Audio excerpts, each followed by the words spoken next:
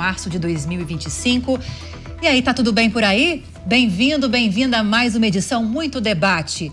2 horas de muita informação para você. Eu sou Lívia Zanolini e aqui na bancada comigo hoje, Deise Ciocari, Ana Beatriz Rich, Luana Tavares e Priscila Silveira.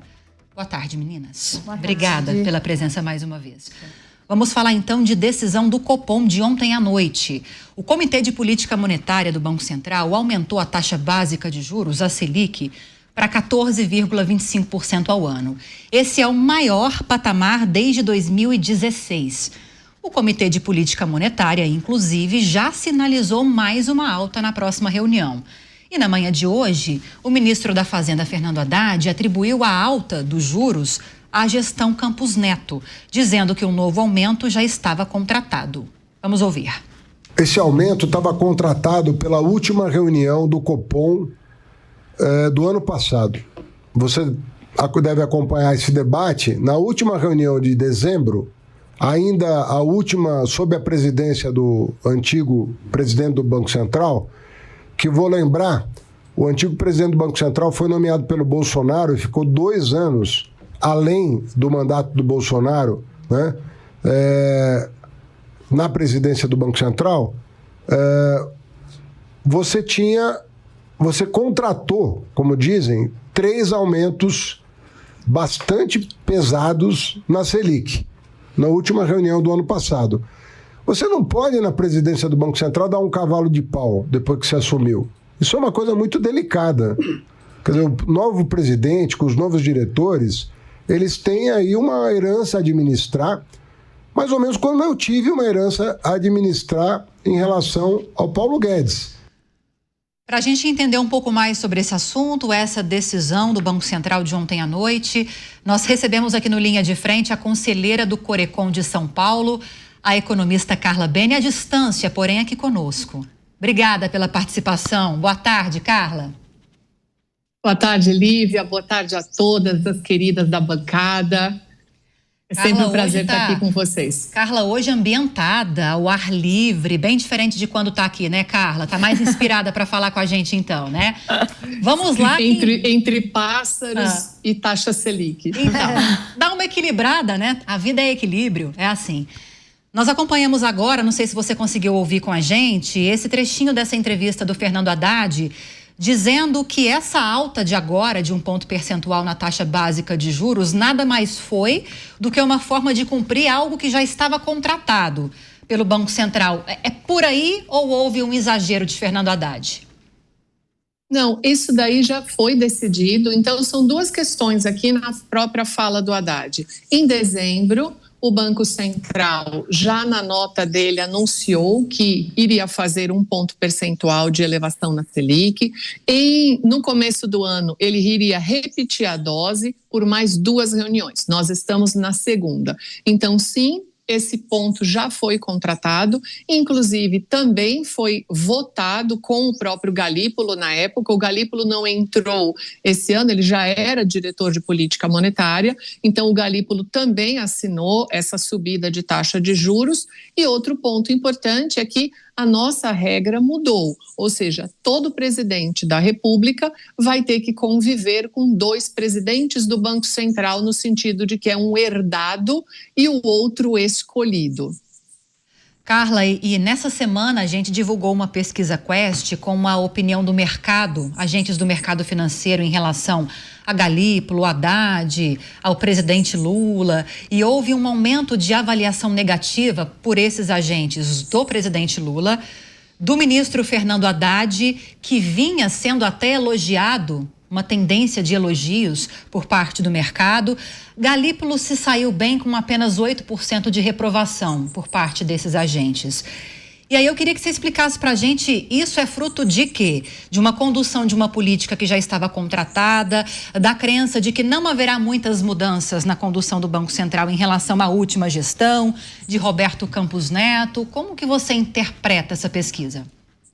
Bom, nós temos várias questões aí até subjetivas, né, de você dar um crédito para quem está começando agora, né? Então o Galípolo, ele está apenas na segunda reunião dele, então digamos assim que ele está no começo da trajetória dele como presidente, então até é natural que você tenha uma aceitação maior nesse sentido. Agora, a rejeição do Haddad, digamos assim, ter se ampliado, ela também está muito relacionada com as medidas a respeito de tributação de alta renda. Então, esse movimento todo, que é um sistema compensatório, digamos assim, agora, para o projeto que foi entregue para isenção de imposto de renda para quem ganha até 5 mil, isso daí costuma dar uma movimentação no mercado financeiro que naturalmente tem uma certa má vontade ou um azedume, eu diria, com relação a programas sociais ou inclusão da população no fluxo econômico, em grande medida, independente do governo.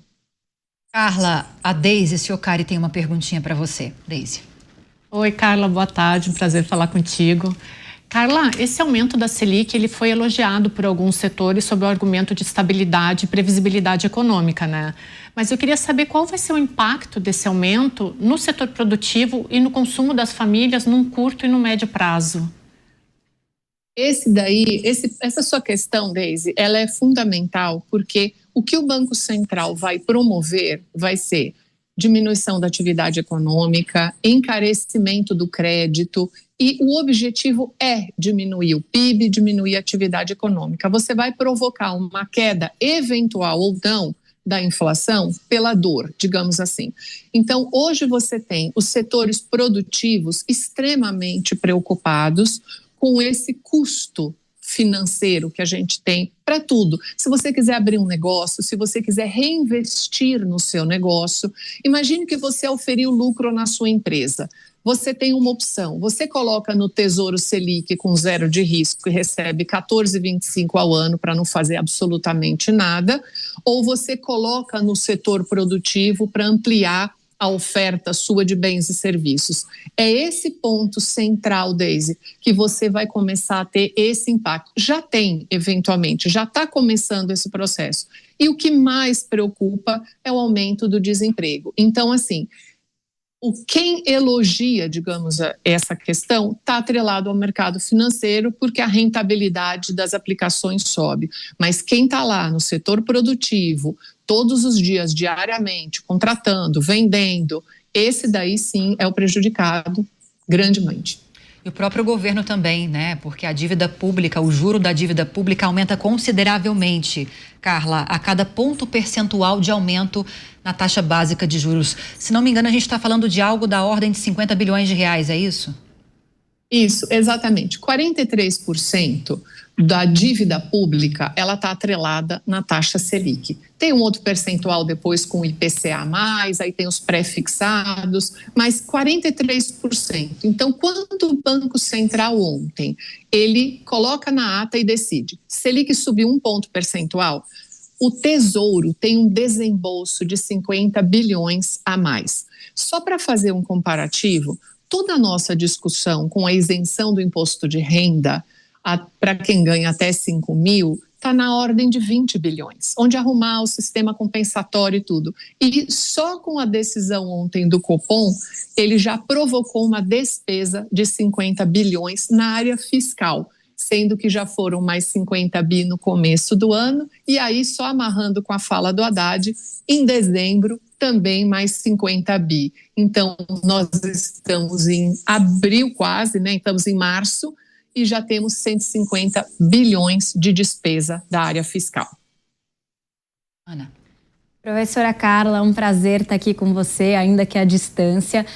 Mas a minha pergunta é a seguinte: a maior preocupação dos brasileiros hoje é a alta no preço dos alimentos.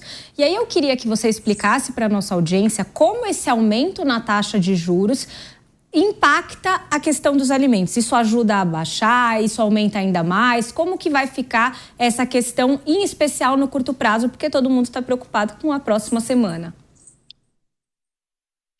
A questão dos alimentos, ela precisa de medidas de médio e longo prazo muito mais robustas do que subir a taxa Selic.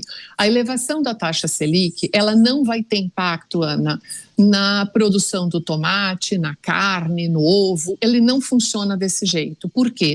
Subir a Selic não tem a mesma eficiência para todas as causas inflacionárias. Então, quando a gente fala de alimentos, que a inflação no ano passado foi de 8%, sabendo que o IPCA foi de 4,8%, então a inflação de alimentos está muito grande, e é exatamente essa a sua questão, que é importantíssima.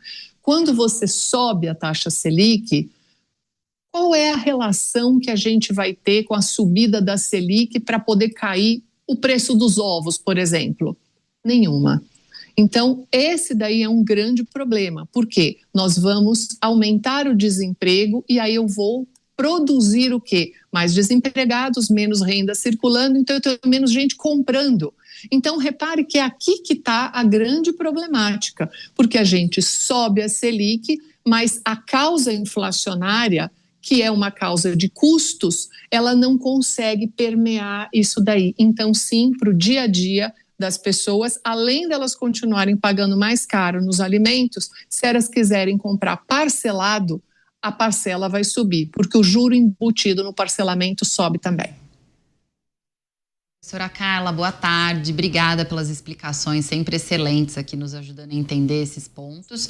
A minha pergunta, dando continuidade a esse raciocínio, se a gente não melhora essa questão, né, em relação ao preço dos alimentos, enfim, ainda gera esses impactos todos que você apresentou, o que fazer daqui para frente, né? Pensando que essa é uma medida para ajudar a conter a inflação, mas que ela é limitada, porque tem todos esses outros efeitos que geram na economia, que são gerados na economia.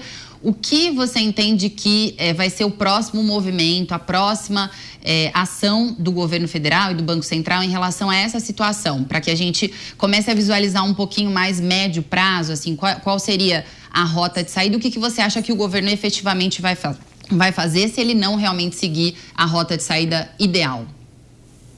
Quando a gente pensa nos alimentos, Luana, que é exatamente continuando, né, essa questão, nós precisamos de o conceito de médio prazo. Quando a gente pega a reforma tributária foi algo importante, você reduziu o imposto da cesta básica de produtos, mas isso não começa hoje, isso começa lá na frente. Quando você faz um programa mais robusto do Safra para a agricultura familiar, você também melhora esse processo, porque nós precisamos entender o seguinte: a área nossa plantada para arroz e feijão, ela tem reduzido drasticamente nesses últimos 20 anos. Por quê? Porque se você tem uma parte da sua terra disponível, você só vai plantar se você tiver retorno. Quando você tem retorno mais com produto para exportação, a gente passa a ter uma monocultura exportadora. Então, você ou arrenda a sua terra, ou vende a sua terra, ou planta algo que você acaba podendo exportar. Então, a área nossa plantada para aquilo que a gente come de verdade tem diminuído muito, ou seja, 70% do que está no nosso prato é agricultura familiar ou até o médio produtor. Então, quando a gente pensa nisso, Luana, aqui a gente tem outro problema, porque quanto mais estímulo você tiver para a agricultura, para exportação, a gente piora aqui dentro. Se o câmbio continuar num patamar caindo como está, isso pode ser algo importante também, porque aí você vai exportar menos. Então, repare que tem todo um movimento aí no meio do caminho entre o câmbio, a exportação e o que o governo pode fazer nesse momento agora. Eu diria que pouco, no curtíssimo prazo. Ele fez agora alterações de imposto de importação, mas isso também não vai surtir efeito. Então, são períodos sazonais, esse ajuste acaba acontecendo e, literalmente, politicamente falando, é algo muito complexo para você gerir. Boa tarde, Carla. Uma satisfação falar com você. A minha pergunta é no seguinte sentido: nós tivemos uma queda, eu entendo, significativa na taxa de juros, né, real, caindo de primeiro para quarto lugar, né, nesse ranking. Isso a gente pode comemorar ou ainda há muito a ser feito dentro dessa queda? Ainda há muito a ser feito nessa queda, Priscila, porque é o seguinte, quando a gente pega de verdade esse cálculo, a gente precisa pegar os títulos projetados para 10 anos. E aí você desconta a projeção do IPCA. Então, na verdade, a gente não está bem no 4º ranking, a gente continua no 2º, mas isso foi muito divulgado como se fosse no 4º ranking, digamos, com a taxa real de juros. Então, ele é um caminho muito longo e essa é a grande problemática. Vamos imaginar que a gente está trabalhando com 7,5%, 8% de taxa real de juros. Para quem estiver nos assistindo, a taxa real de juros é quando você pega a taxa Selic e desconta o IPCA. E aí é a taxa livre da inflação. Qual era a métrica histórica nossa do Banco Central? Em torno de 4,5% a 5%, Priscila. E isso já era a maior taxa real de juros do mundo. Nós estamos há vários anos trabalhando com 6,9%, 7%, 7,5%, 8%. Então a nossa taxa real de juros ela está muito elevada. E a questão fiscal não explica ela, até porque o ano passado foi cumprida a meta fiscal. Você manteve o arcabouço, cumpriu a meta fiscal, então é mais ou menos como se nunca fosse o suficiente. Queria agradecer a participação da professora Carla Bene, economista do Corecon, sempre muito bem-vinda aqui, viu, Carla? Daí ou presencialmente aqui. Obrigada pela contribuição. Muito obrigada, Lívia. Muito obrigada a todas essas minhas queridas da bancada. Até a próxima. Até. 2h21. Vamos seguir falando de economia aqui no Linha de Frente, tá? Porque